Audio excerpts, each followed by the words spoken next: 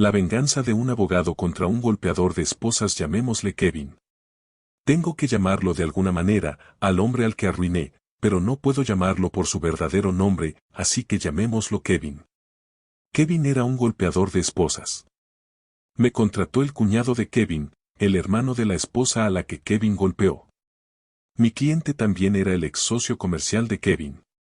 Además de todo el asunto de le pegaste a mi hermana, mi cliente tenía otro problema con Kevin, un problema comercial serio. Mi cliente lo llevó a los tribunales y me encargó el caso. Kevin estaba seguro de que sus tonterías y su perjurio descarado le darían la victoria. Siempre había funcionado antes. Sus tonterías y sus puñetazos le habían permitido conseguir un buen acuerdo con su exmujer, sin tener que pagar la manutención de los hijos, así que tal vez pensó que las amenazas y las mentiras le darían la victoria una vez más, pero se equivocó y, después del juicio, recibió una sentencia en su contra, una sentencia muy grande, mucho más grande de lo que podía pagar. Kevin hizo todo lo posible para desaparecer, pero después de un rato lo localicé y tomé todos sus bienes. Fue fácil, en realidad. Kevin no pensó en las consecuencias, así que no contrató a un abogado, pero ya era demasiado tarde. Si uno de mis clientes alguna vez te demanda, estás en problemas, porque mis clientes contratan a un abogado antes de saber tu nombre. Claro, Kevin no contrató a un abogado hasta que el notificador le arrojó los papeles a los pies, y para entonces, ya era demasiado tarde.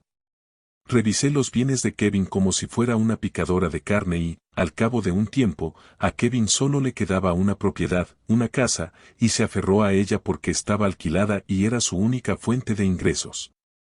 Kevin vivía en el sótano sin terminar y sobrevivía con lo que le pagaban los inquilinos del piso de arriba. Cobraba sus cheques de alquiler en lugares de préstamos rápidos, pagando comisiones elevadas, pero valía la pena porque sabía que yo embargaría cualquier cuenta bancaria que abriera. Kevin logró ocultarme su lugar de alquiler por un tiempo porque era propietario de él a través de una compañía numerada, pero mi investigador lo encontró un día y lo siguió hasta su casa. Kevin se abrió paso a través de su propia representación, lo que le llevó un par de años, mientras yo perforaba sus velos corporativos y sus tristes esfuerzos por lograr una transferencia fraudulenta, pero al final, me quedé con su última casa, la casa donde vivía en el sótano sin terminar. Kevin salió un día a buscar un paquete de cigarrillos y, cuando regresó, el sheriff había cambiado las cerraduras.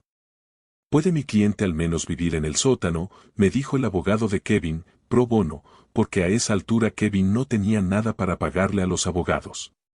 Yo conocía al abogado pro bono. Ejercía la abogacía cerca. Mientras hablaba con él, pude ver la ventana de la oficina del abogado pro bono al otro lado del estacionamiento desde la ventana de mi torre de oficinas. Pregúntele al comprador, le dije, no está en mis manos, y así fue. Le dije al abogado de Kevin que el nuevo propietario, un testamentario, uno de los empleados de mi cliente, no lo dejaría volver a su apartamento de mierda en el sótano. Kevin, un hombre que había tenido esto y aquello aquí y allá y por toda la ciudad, acababa de perder lo último que tenía en la tierra. Excepto su camioneta.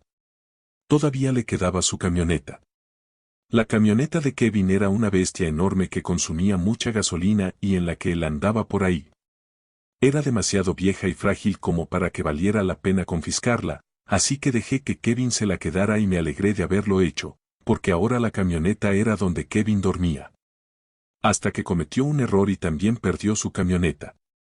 Perdió su camioneta el día que recibí una llamada telefónica de los inquilinos de la casa que Kevin solía tener.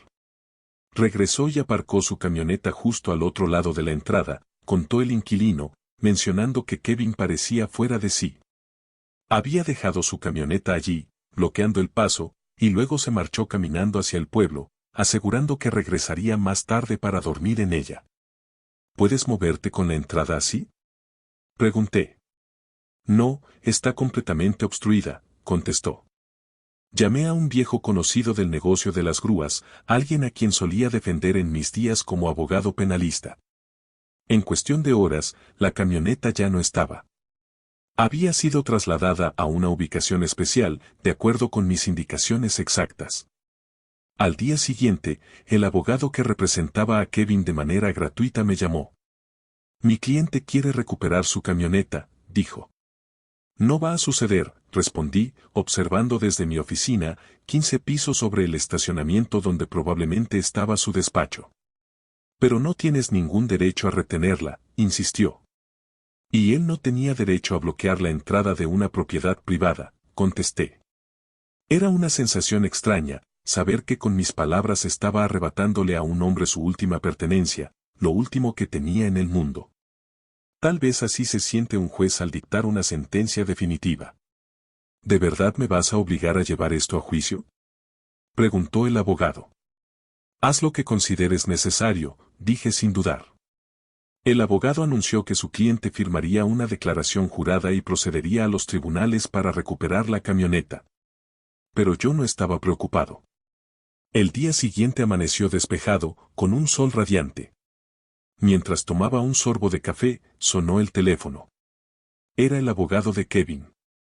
¿Por qué no me dijiste que la camioneta estaba aparcada justo frente a mi oficina?, dijo con un tono de frustración. Vaya. ¿De veras?, respondí, mirando por la ventana hacia el vehículo aparcado 15 pisos abajo. Un desafortunado descuido de mi parte. Debo hablar con el encargado. Muy gracioso. Mi cliente va a demandar. No, no lo hará. De hecho, puede marcharse con su camioneta ahora mismo. Le pedí al de la grúa que le llenara el tanque y también le cambió el aceite, sin cobrarle un centavo. Dile que se suba y se vaya. Y que si vuelve a aparecer en la propiedad, esta vez la camioneta será embargada para saldar el resto de la deuda. El abogado intentó seguir discutiendo, pero me mantuve firme. Finalmente, colgué y continué con mi café. Minutos después, Kevin salió de la oficina de su abogado y caminó lentamente hacia su camioneta. Su postura reflejaba resignación, su energía había desaparecido.